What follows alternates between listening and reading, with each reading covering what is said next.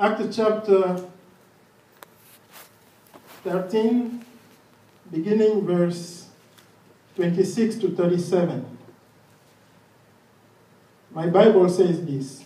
For David, after he had served the purpose of God in his own generation, died, was led beside his ancestors, and experienced corruption.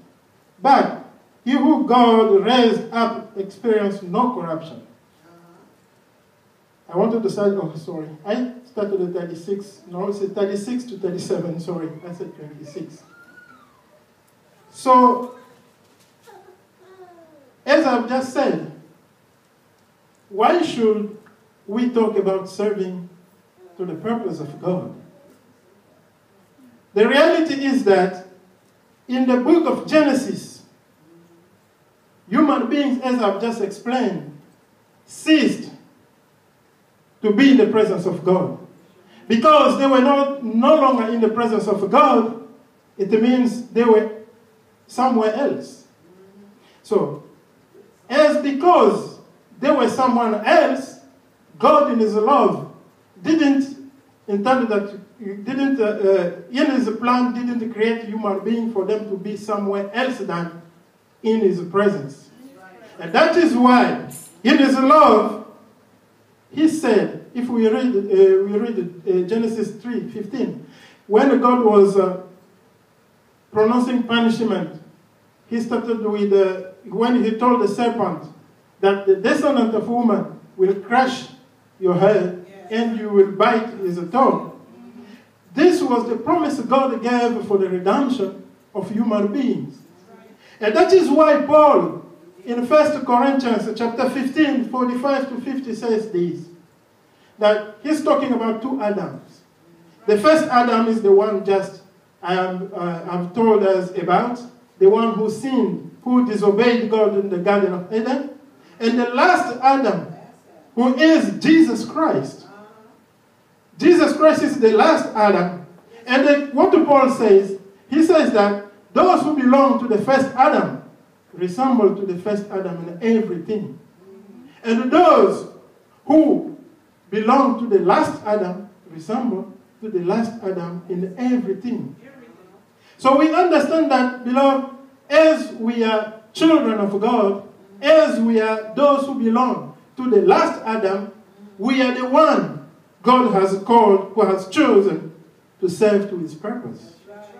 So, we are the one God has put in this planet, on this earth, to serve to his purpose.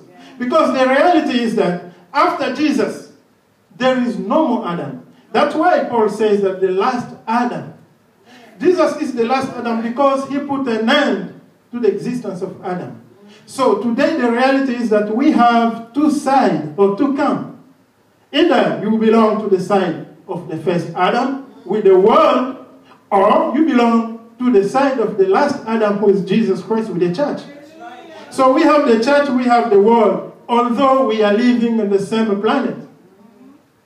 But the thing is that we, even though we are in the world, we are the one God is using to serve to his purpose. So, if we read the 1 John chapter 5, 1 John 5:19, he's saying this. He said that we know we are children of God, but the whole world is under the control of the evil one. So today, we don't have to be astonished when we see the way the world is going. When the world is redefining marriage, that we have not to be astonished. Because they belong to the last Adam, the first Adam, sorry. And the first Adam is because he obeyed the devil, he's under the influence of the devil. And that is why the devil had that audacity to tell Jesus that, you see, this kingdom, it was given to me. If you just bow down before me, I give it to you. He's the king of this world because Adam gave him that opportunity. We are those who belong to the last Adam. We are the one God has called to serve to his purpose.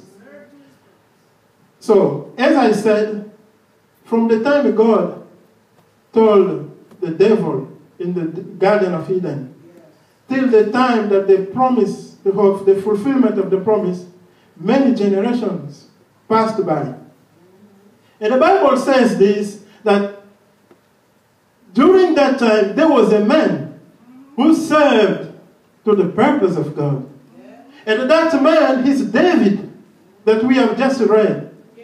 And I would like to tell us that David and Jesus, they have a relationship. David is the biological ancestor of Jesus. He served to the purpose of God during his generation. But what the biography, people of God, that the Bible is giving of David, or David after serving to the purpose of God. But today we have men and women who are questioning themselves why they came in this world. They don't know why God created them human in this world. Even in the churches today, we have people who don't know why they are Christians. They don't know that the purpose of being human or being a Christian is to serve to the purpose of God. And that is why you will see that the people in the world will do whatever it can take to succeed in their lives. People will do whatever it takes to succeed in their life. And especially here in America, day and night we are bombarded by the TV, how you have to succeed in your life, how you have to